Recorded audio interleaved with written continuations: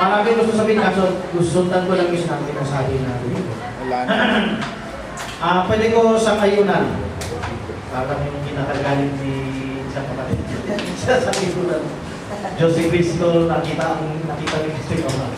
Sa kayunan ko to. Nakita ng anak yung ama. Diyos. Pero gusto ko ipakita yung lalim ng salitang nakita. The word see ay hindi na siya physical aspect because God is a spirit. Okay? Sabi nga ni kapatid, figurative also kasi God is a spirit eh. I agree. Amen. So, yung lalim ng salitang see ay katulad din yung sinabi doon sa Matthew 5.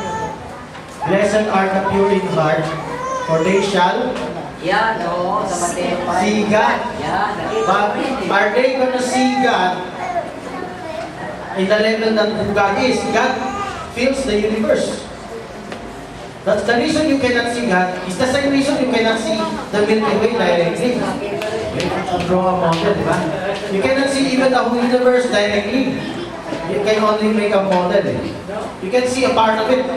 So, seeing God is not on the physical aspect na kapantay mo siya, makita mo siya. Seeing God is knowing God, receiving a revelation of who God is. And the Son, being the firstborn, he's seen God because he is the person who knows God intimately. If he's the person who knows God intimately, he has seen God compared to the others. Sabi ni Pastor, compared to other men has not seen God. Okay. Magagawa ko ng konting pasubali. Let's talk about physically, seeing physically. Maraming statement sa Old Testament, seeing God physically. Agree kayo? Yes. Pero those are theophanies.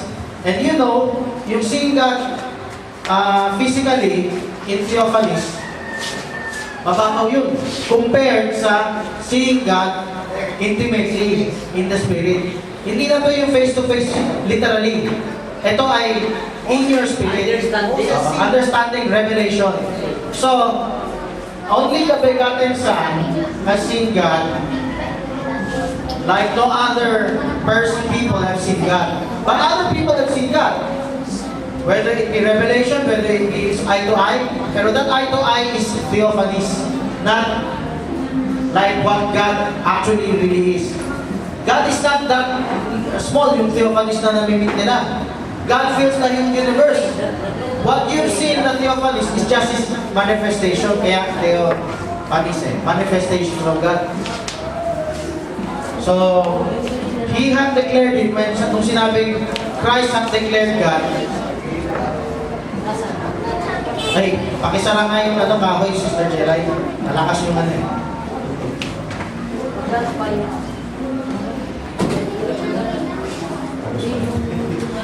Okay. At least may bawas. So when He had declared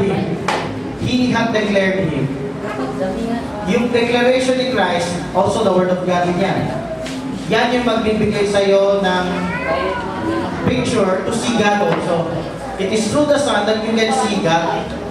No one has seen God at any time. So, the Son is the image of the invisible God. So, through the Son, you can see God. Through His words, and through His being. Yung through His being, of course, yan yung indwelling. Okay, sinagot ko muna yan dyan, Manigin.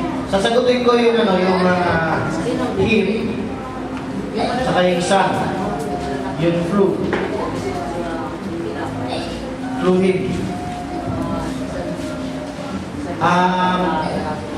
Siguro sa term, understanding lang, no?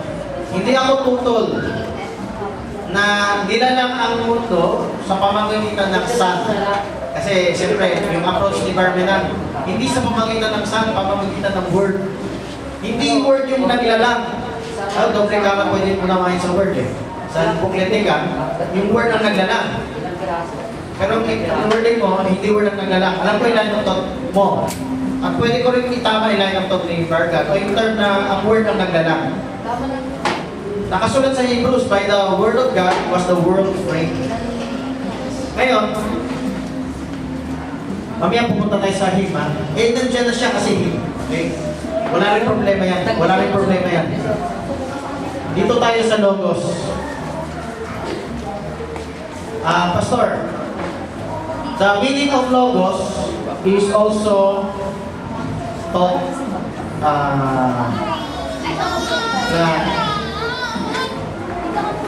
doon sa clinic lang niya sa internet, hindi nakalagay yung reason. Pero hindi to originally Christian word eh. Ito ay Greek word.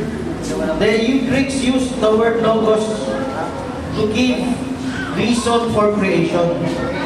The original meaning of the word, the original use of the word logos by the Greeks is reason. The reason of creation. Bakit may ganyan, may ganyan? We cannot explain it. So logos, parang to the unknown God, sa John Acts 17. We cannot explain, basta merong lumanang dito eh. So they just use the word logos. So, hindi lang dyan sa, sa search engine ng computer, sa dictionary, talaga reason, may meaning siya, reason tsaka thought. Ngayon, hindi naman masama sabihin, Jesus Christ, Him, ay naging sa pamamagitan niya, nilalang ang sanglibutan. So, I'm gonna draw two models of conception. A Trinitarian concept. This Trinitarian concept can also be an Arian concept. No? I'm gonna use previous existence of Christ. Kaysa pre-existence. The word pre-existence, by English meaning, hindi pa siya nag-exist. So, ang ibig siguro natin sabihin, dati nag-exist na siya. So, I'm gonna change the word previous existence para accurate ang word natin. Ang word na pre-existence talagang before existence eh. Wala pa siya existence. So, sa previous existence, kung i-draw natin ang concept ng Trinitarian, let's say, sa taas yung Trinitarian area. God the Father, God the Son, meron pa silang kwento, God the Holy Spirit na nagtulong-tulong sila. So, hindi ko na kasali yung God the Holy Spirit. Pareho silang makapangyarihan. Amen naman.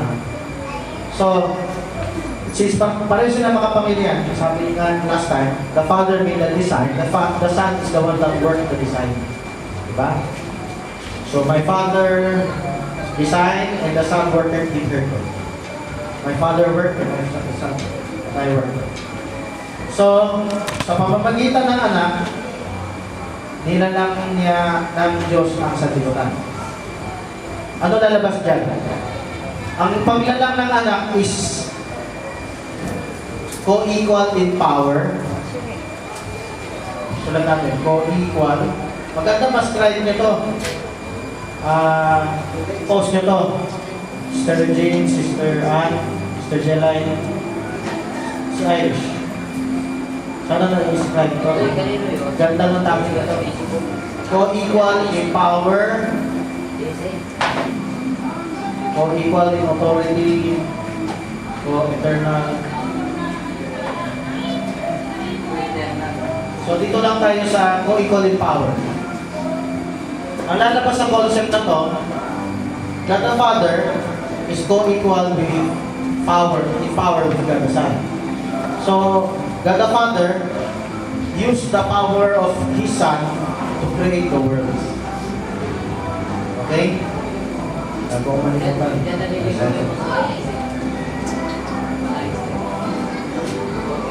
Dito tayo sa another concept, another model, how this happened. There's Isaiah 44:24.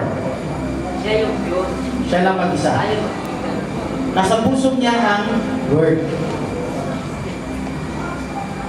Pwede ba na ang Word na yun na nasa puso niya ay si Kristo?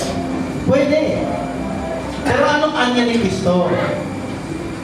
So we follow what was in the Bible. Ang anya ni Kristo ay Word. So, we stick it strictly to the Bible. It's not another God, another being, no? Another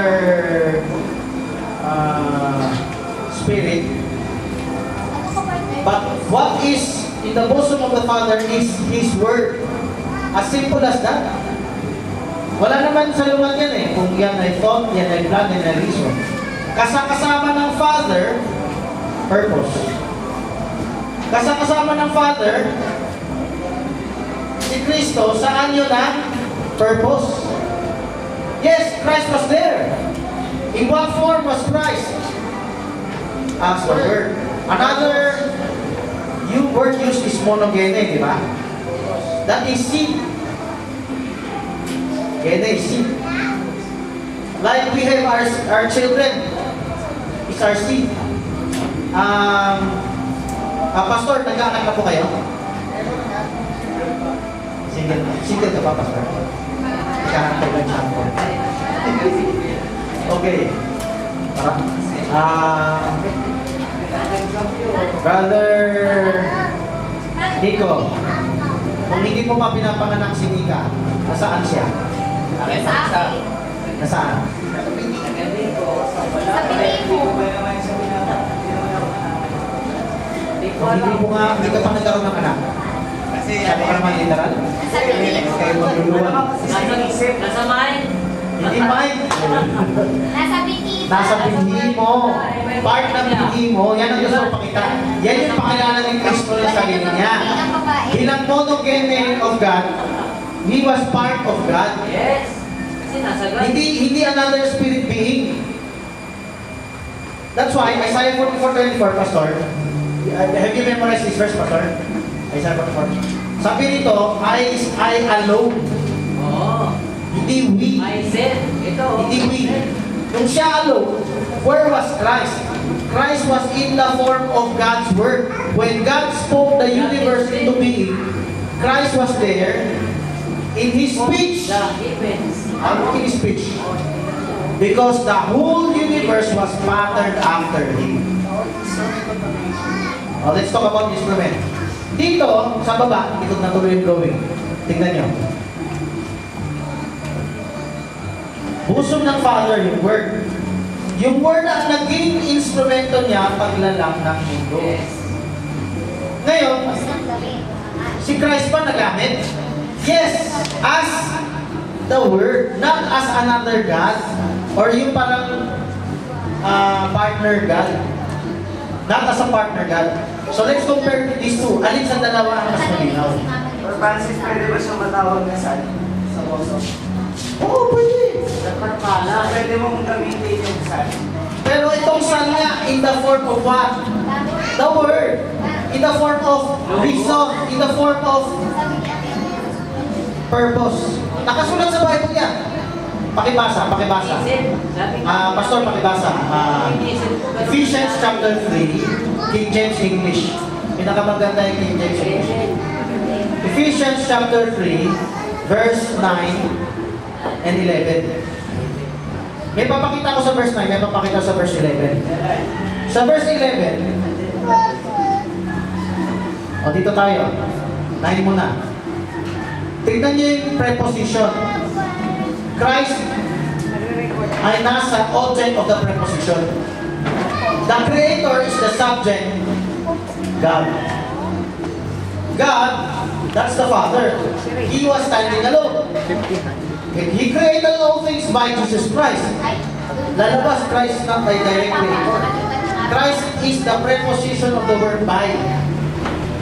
So, dun sa Colossians, sasabihin niya, itong by, for Him, for Christ, because of Christ. So, aakma yan sa meaning ng logos. Reason, purpose, not thought. Dito sa 11, sasabihin niya. Eh, kahit 10, no? Hindi po lang sa 10, sinabi na eh. 10, Baba namin ito. Stop. Intent. Kaninong intent? God. At yung intent, yan purpose. 11.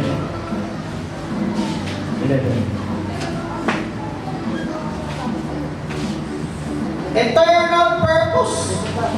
That's the logos. He purposed in Christ.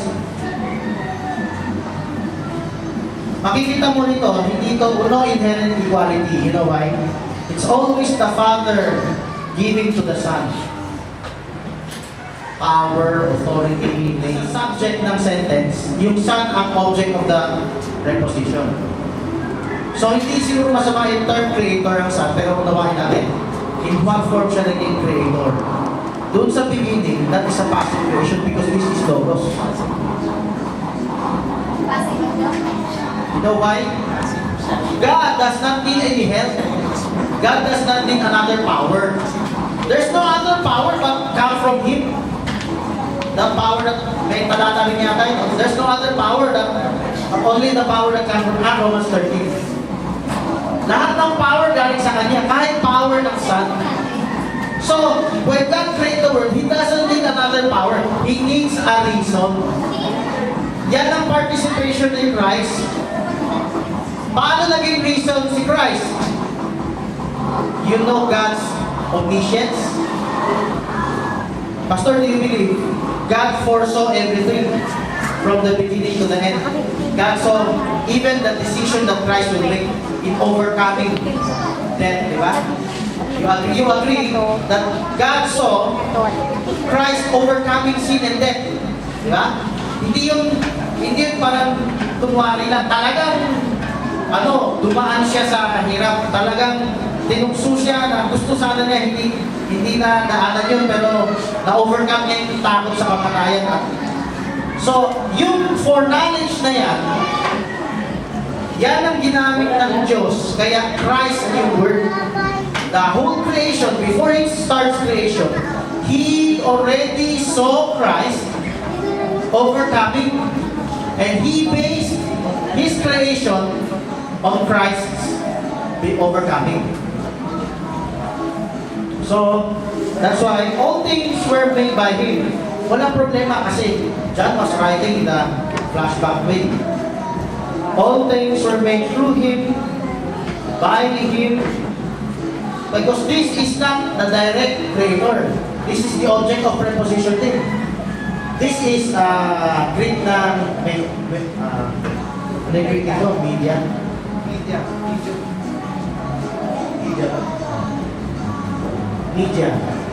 Instrument. So walang problema si Christ yun.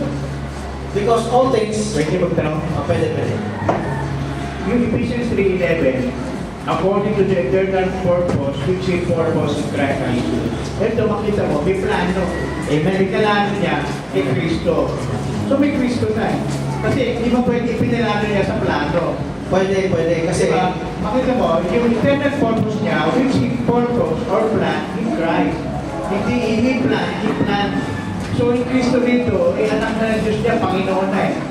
So ibig sabihin, God, He purpose, di ba? Which, yung eternal purpose niya, He purpose in Christ sa anak. So lahat ng mga bagay, He purpose para nga sa anak. Kasi andun na yung anak, hindi lang plano yung anak, hindi yung anak. Andun na. Tama? He purpose in Christ, whenever we read the word Christ, syempre isip natin parang literal na katabi ito. Pero hindi naman salungan sa Bible na pag may binanggit dyan na purpose ng Diyos, kahit hindi pa nag-exist, na purpose na niya yun. Walang problema sa Bible na masulat how the way God speaks parang past tense. Diyan na. Pero, hindi pa dumarating. Like Isaiah 9:6. Diba Isaiah 9:6 past tense? Kaya siya past tense. God saw everything finished. So okay lang siya magsalita ng past tense. The rock was Christ. So Yung rock na yan, di ba? Yung rock ni Moses. They were literal rock na pinapalo ni Moses. So hindi literal na si Christ and rock. Kundi yung rock nagta-foreshadow, nagta-type ni Christ. Pero the Bible can use that language. The Bible can use that language. So, whenever we read yung mga word na yan, does not mean, Yun, parang tao, oh, anak, na nakikita kita, may plano ko para sa'yo. Pwede rin. Wala, yung anak mo, hindi pa niluluan. Meron ka ng plano para sa anak mo. Pwede rin yan.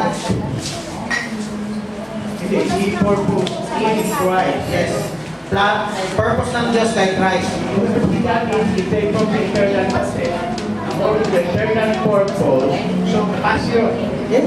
which is purpose In Christ. in Christ. So in the past, meron ng purpose ng Diyos kay Christ. So, pwede nga, si Christ yung part ng logos So niyo. yung in Christ, siya ba yung word? Amen. Yun na rin ang purpose. Hindi, yung purpose, doon siya sa word. May purpose siya sa word. Yung word din, purpose din niya yun. Eternal purpose niya, yung purpose in the word. Yes. Para sa word. Yung purpose niya na nasa word, yung word man mismo yung purpose niya. Hindi, may purpose siya sa pagkakita. Eternal purpose, which is purpose in Christ. So, ang ating bagay, parang yung purpose para doon sa word. Within, about Christ, tungkol kay Christ, meron siyang purpose. So, in Christ, may purpose ang Diyos before He created all things. Kahit Christ being part of Him, meron na siyang purpose. Okay, okay. Hindi, tuloy natin mamaya. Mamaya, kapag niya mag-present at Tutuloy ko. Father Francis, pakisagot yung Sige. in His name. Teka, wala pang nagbabantay, baka lumampas ng 50 minutes. In His name, all the Son, the Word of God. Wala problema doon. His name shall be called, and his name is called the Word of God, no? Alam niyo ba, yung name, yung tinutukoy ka na pala kanina Ferdinand, hindi niya nakuha. Yung name is Jesus. Yung proper Yung Christ, hindi siya name. Yung Christ is a title. No? proper noun Yung proper noun nga yung name eh. Yung Jesus yun eh. Yung yan kay Paulo the word, Yeshua. and his name, the word of God. Yes. Yung word ba is a proper name? Proper The noun. word is Proper noun. It's a proper noun, di ba? Yung word. Yung word, and his name is called the word of God. Yung word of God is a proper name. O a proper noun. Kasi pangalan niya. Yung proper name the Word of God, syempre, hindi yan proper noun. Proper noun yun, di ba? Hindi yan proper noun. It's a name eh. Ang proper noun, yan yung name. So, yung Jesus is called the Word of God. Yan ang ganun na kasimple yun. Yung name Jesus is called the Word of God. It's also the name of the Father. Ito ang hidden revelation, no? The name of the Father, you agree naman last week na sabi niya, Yahweh. Yung dudugtungan ng Shua, Savior, hindi niya pinapareveal sa tao until yung Son ang mag-reveal. Sinabi ni Christ siya, the Father reveal, the Father will reveal the Son will reveal the name of the Father.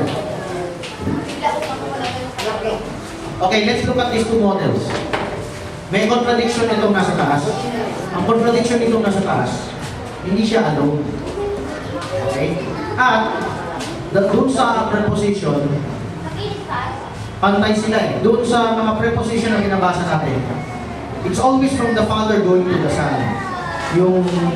Yung Son ang receiving, inheriting all things. Yung Son ang instrument, no? Ang reason. Pero never the other way around. So, hindi to, in reality, biblically, there's no inherent co-equality. Contradictory to. Pero dito walang contradiction. Bakit walang contradiction? There's only one God, one Spirit. One Lord. There are not two Lords dati. There's only one Lord. There's only one Spirit of God that fills the universe. If there are two of them, there are three of them, no space for the other two. Ngayon, the Son is in the bosom of the Father. Pero there's only one God. Wala nang contradiction. Because He is the Word of God. He is the purpose of God from the beginning. So no contradiction. These two models. Let's go to another. Yung siguro, what you will say, nandun na siya kaya binanggit yung Christ. John 17:5. We memorize that verse, di ba? John 17:5. Father, glorify thou me. Glorify now thou me with the glory which I had before the world was. Hindi nandun na si Kristo. Kasi, nag-glorify na siya dati. Pa. Get the picture?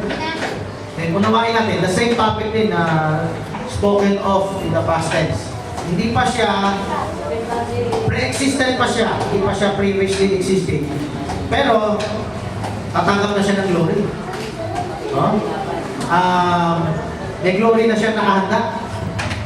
Posible ba yan? Hindi pa siya, wala pa siya doon meron na siyang glory nakahanda. Dapat nandun na siya, di ba? Posible kasi, itong glory na hinihingi ni Christ is resurrection glory. Di ba sabi ni Christ, sundan nyo, glorify. Now, though, me. Bakit? Glorify now. Di ba natanggap na niya dati? Ibang klaseng glory to. Kasi, He is about to be betrayed and crucified. So, anong glory to? 1 Peter 1:11. Saka, Revelation Dito na lang. 13:15. Taro ba? Philippians 2:9. Pakibasa na lang. Pastor. Revelation 13:8. Revelation 13:8. Ito yung gusto ko ipakita ng glory, Pastor.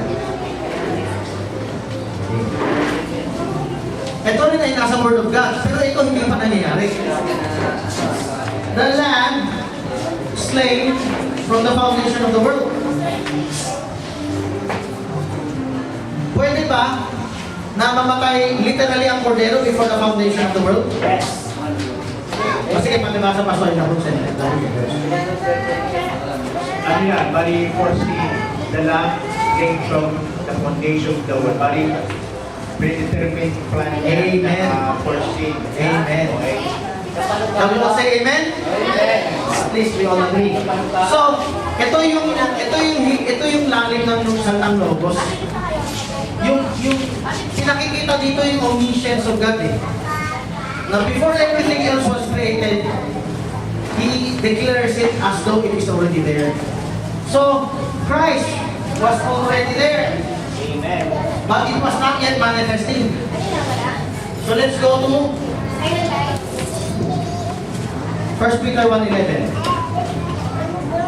The Spirit of Christ, in the beginning, the pre-existence of Christ, is the Word. And what is that Word? Nandito sa 1:11, Sister Regine. Sister, pakitutok nito, pag tinuturo mo rito tutok mo rito. Okay. Tignan natin yung logos. Nandito ba yung logos? Pakita ko. The Spirit of Christ, Which was? is that the logos? Or that it's another God? Which was in them, in the prophets. Ito yung logos. Signify. Testify beforehand. Yun ang logos. So before Christ was there, Christ was already in the world. How was He in the world? Hindi pa siya hindi pa siya nakilala. Because the world, when it was being created, it was because of Him. You exist because of Him. God created you and me because of Him. Yan yung co-creatorship ni Christ, Pastor. Not as another power, but as the purpose of God. So the Spirit of Christ which was in them did signify and testify beforehand. Ito, sufferings of Christ and the glory that should follow. The glory na hinihingi ni Christ, hindi literally